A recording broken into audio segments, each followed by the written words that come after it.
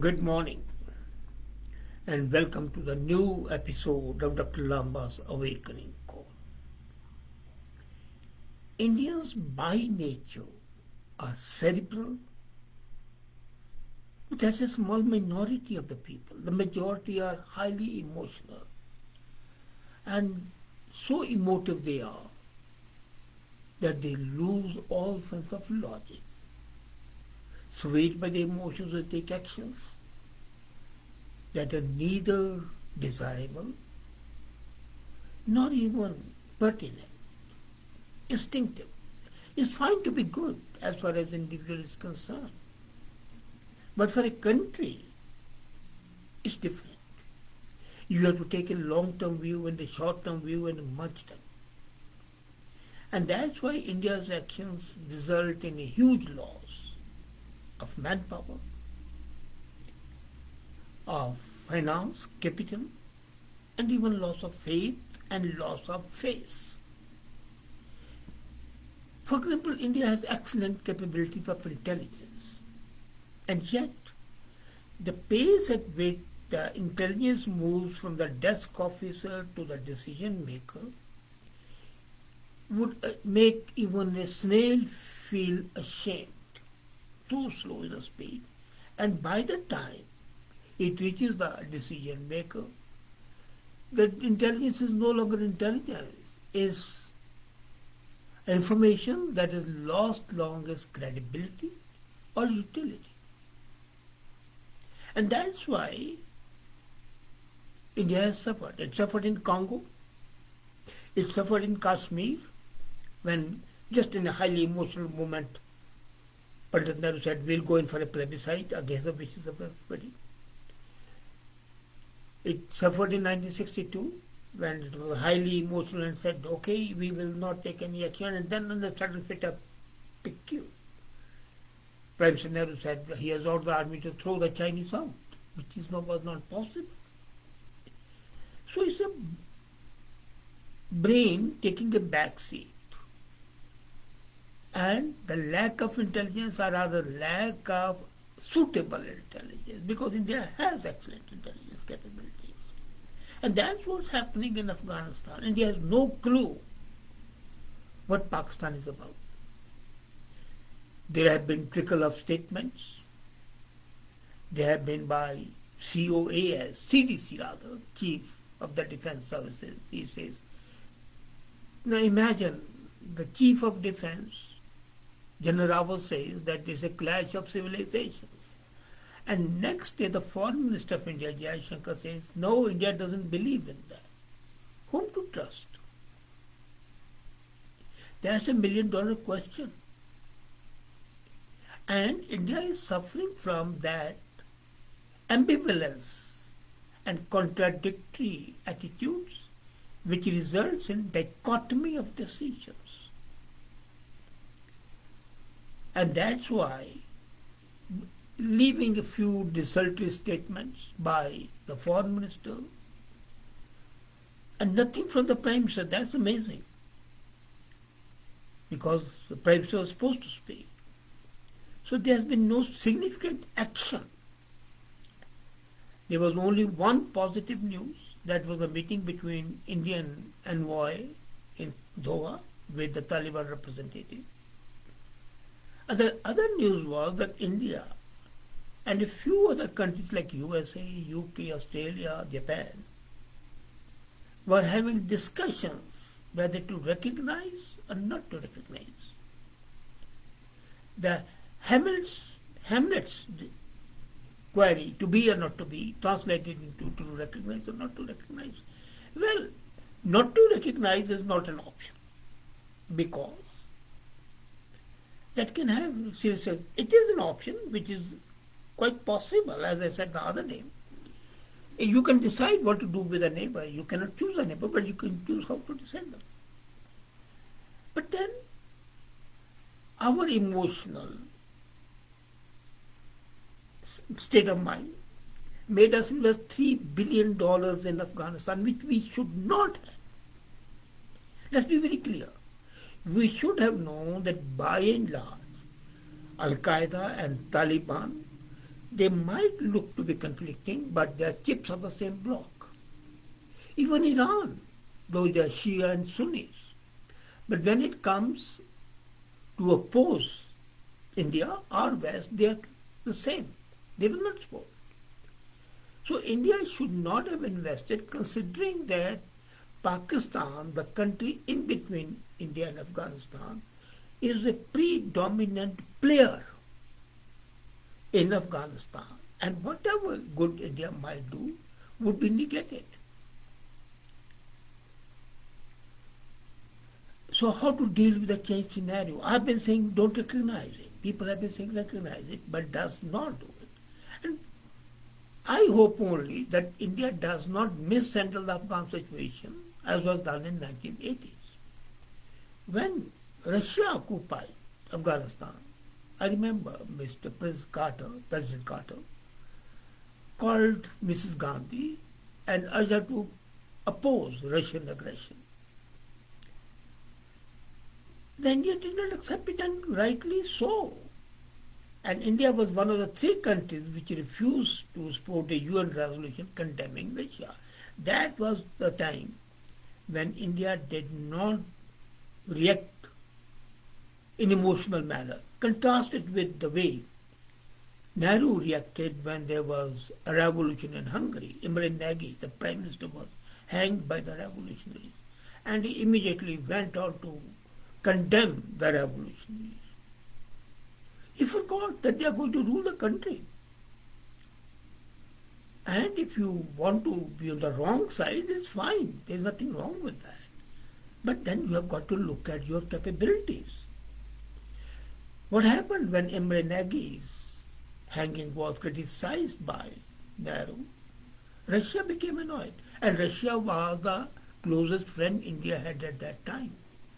It was not USA. USA never came to the power of India. Never to the help of India. In 1948, it sent Owen in Kashmir as a special representative with a mandate that the report of the Owen must be in favor of Pakistan. Let's be very clear. So, the initial euphoria of Pakistan was a sort of a victory when Taliban captured Kabul. ISI chief and other Pakistan senior officials were in Kabul within hours of Taliban taking over. Then Imran Khan himself said it's a liberation of Afghanistan. A couple of articles in the media of Pakistan did criticize Taliban. They had not forgotten Taliban terrorist killing, including killing of the school children in Peshawar and the military personnel. But still, despite that hand-wringing, Pakistan was much more pragmatic. As a matter of fact, this hair-pulling has been going on in India over Pakistan 1971 movement. Actually, Pakistan had two 1971 movements and people forget the other one. They had ejected the Soviets from Afghanistan in 1989. This was the victory of Pakistan. It projected itself as an ally of USA. And Russia was thrown out. Mrs. Gandhi, when she did not oppose Russia, could not oppose it because we had a 25-year agreement of joint defense agreement. So, 1989 was a different thing. At that time, US had completely lost interest in Pakistan. It had put sanctions on the nuke program. It refused to deliver F-16 to Pakistan, although Pakistan had paid for them. And yet, when 1911 happened, USA walked into Pakistan lion. It was a lion walking into a jackal. Will this be the last time the US will need Pakistan? Anthony Blinken, the US Secretary of State, said that US needs Pakistan for counterterrorism. What sort of counterterrorism? Afghanistan is not Vietnam. There is no blowback for the US after Vietnam. So India should be careful. Even when Vietnam came into power, India had very good relations with Ho Chi Minh. And that's why we have close relations with Vietnam today. The, let's not forget one major thing now. The Christian crusades against Muslims and the Jews of Jerusalem led to the rivers of flood. I wrote an article yesterday that 9/11 is not only of 2011, 21, 2001 I mean, 20 years back. It has been there 6 times. And every time the 9/11 date is there. And it was because of the Tunis war when it started. So history will record that we live in an era of modern day crusade, which George Bush accepted that he was starting a crusade. The fight is clear. It's white Christians versus brown Muslim nations. USA has been involved in following campaigns after 9/11: Afghanistan, Iraq, Libya, Syria, Yemen. It has met 2 defeats in Afghanistan and in Iraq. It has received severe bruising blows in Libya, Syria, Yemen. The Muslim life lost have been 5 to 10 million, but they are down. They were down, but they are not out.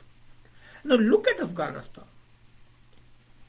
USA claims that Afghanistan only a couple of 100,000 lives were lost. Really? In a 20-year war, carpet bombing, only 200,000 lives lost? No. The real figure must be well over 1 million. But the West Crusade has now been joined by the Muslims. Now here is India's failure. They don't care about how many lives they lose, the Muslims I mean. They feel vindicated that they're taking revenge from the US. So the easiest way, which India should also be afraid of, and USA should be afraid, the jihadis to launch attack in America. Now how can they do it? It can be a nuclear attack. In Pakistan, there are small little nukes called Nasirs. Nasir is like a hand grenade. They're floating around in Pakistan. And they can burst in, these terrorists can bring it in India, they can go to USA. But Pakistan is not willing to give up its nuclear program until India does so. And India will not do until China does so. And China won't do till West and Russia do so. And all that means is impossible. So, India should have urged America to maintain heavy monitoring of Pakistan nuke program, which India failed. I always praise Modi that he is very good. But here in one area, he has failed to understand the geopolitical situation. Afghanistan under Taliban, who are a major extension of Haqqani Group.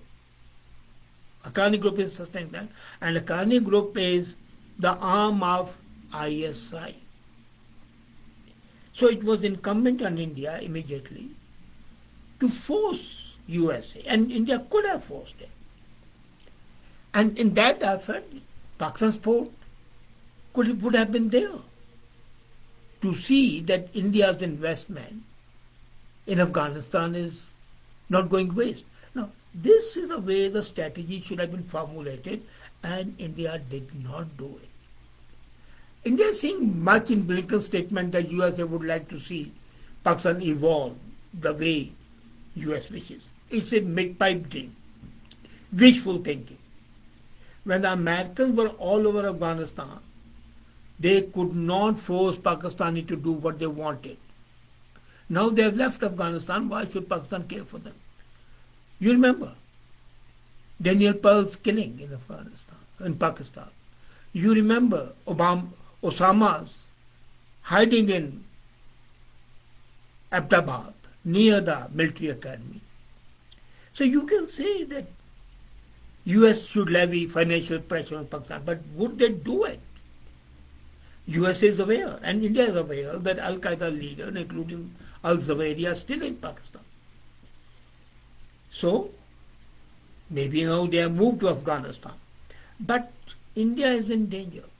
So the moment it recognizes Taliban, it would be in danger. And if it doesn't recognize Taliban, it stands to lose its investment. So it's $1 million question that India has to face. $3 billion are the safety of India. One thing India is forgetting, and that's why India has no clue. India forgets that Pakistan is not Iran. Iran has been unable to do little, at least overtly, about crippling US sanctions. Pakistan, if the sanctions are applied, can let loose all kinds of jihadi monsters and weapons. And I told you, there would be at least 50 small Nasirs floating around in Pakistan. So USA needs Pakistan. It may not want al-Zawahiri's head directly, because if one al-Zawahiri is gone, the other will pop up. It is, like those in old mythological tales that when you kill one giant, from the blood another one comes up. So this is a cat and mouse game between Americans and Pakistanis. And what is India doing? It should have been the monkey between this cat and mouse game. Protecting mouse at some time, helping cat at the other. And India is not doing that. It's an absolute failure on the part of Indian strategy manufacturers. India, we say US has lost. Yes, US has lost in Afghanistan. But after US, the country that has clearly lost in Afghanistan is India. For 20 years, India poured $3 billion in aid and reconstruction. And all of it is sudden. It's in the hands of Taliban.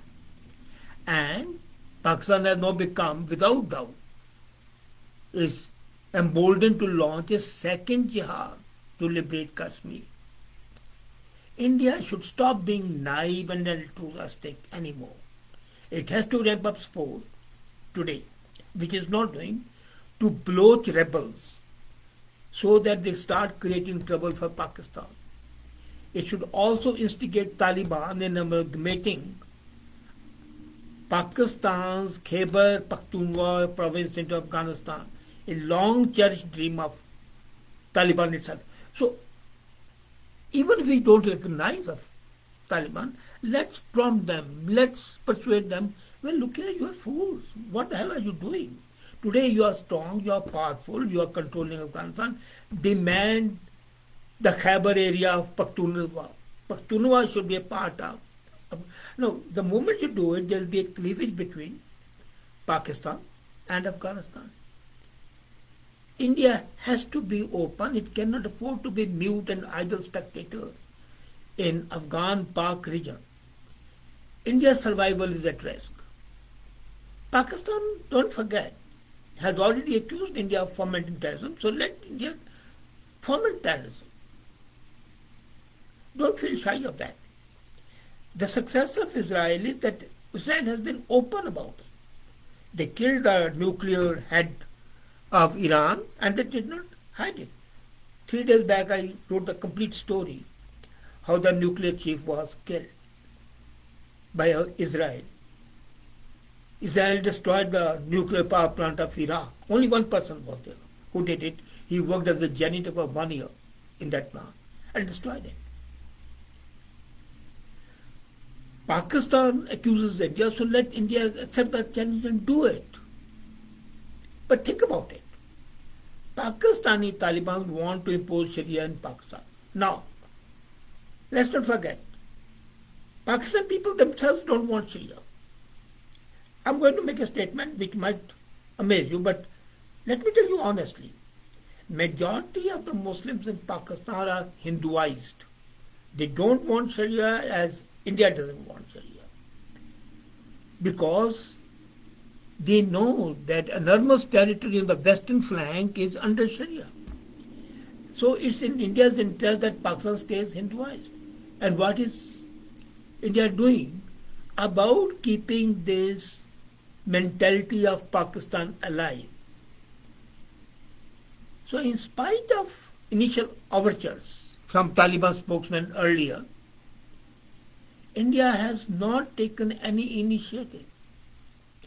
Recently, you may not be aware, but let me tell you, 3 days back, in the presidential palace in Kabul, there were heated exchanges between Mullah Abdul Baradar acting Prime Minister and co-founder of Taliban, and Khalilur Rahman Haqqani, the cabinet minister, and Haqqani is the representative of ISI.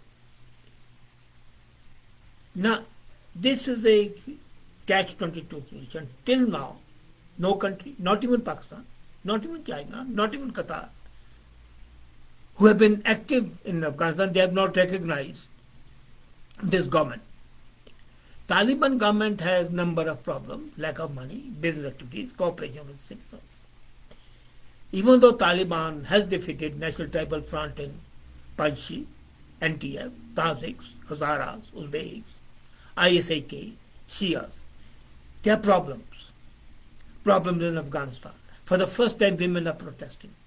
So what India should do is, it should help those women who are protesting. And at the same time, it should tell Taliban to take over the Khyber province and start fomenting trouble in Baloch. Give them arms, give them training. If we could support Mukti Bahini, why not Balochistan people? And let's be open about it. We don't have to feel shy. The citizens and the women who are protesting in Afghanistan need our help, and let's help them. In order to counter armed resistance and internal unrest, you can be sure that Taliban has to get the cooperation of the common man, and you make friends with that common man. We are not doing that. Would India grow up? I don't know. Taliban today is in a situation where you welcome India to continue its construction activities. Pakistan has sent medicines to Afghanistan. Italians, UNO, other organizations have been operating. So, what is India doing? India can move at two levels, which is not doing. And today, India is in a problem because the situation is very serious, and that can cause regional instability and increased terrorist activity in Kashmir. China is already very actively supporting financial and other help. Russia is getting active in Afghanistan. They are filling the vacuum left by America. ISI chief and other officials are already interacting. India is just sitting quietly, and that is suicidal. Let's not forget that Afghans, particularly Taliban, do not like Pakistanis, and they'll prefer India to be their friends. So let's help them by running their government agencies, medical facilities, without investing money. Give them advice, give them consultation, and also prompt them in the foreign policy. They need that help, and they'll welcome it. But financial assessment, no. One thing they could do is a cricket diplomacy. You remember there was just for a few days back, there was a cricket match between Taliban and non-Taliban Afghan men. Taliban team carried the Taliban flags. Afghan carried Afghan national flags. India should invite Afghan team to play cricket matches. And they can be our spokesperson over there. So these are various ways of strategy formulation. But as it is today, Indian government either has no clue about what's happening or is in a state of mental paralysis. And I don't expect this from this government. I could have expected it from Manmohan's government. I could have expected it from Atal's government. I could have expected it from Chandrasekhar and all those blood governments. But from Indira Gandhi's government and from Modi government, I do not expect it. I trust they wake up from their slumber, come out of the state of coma, and take proactive action. Thank you.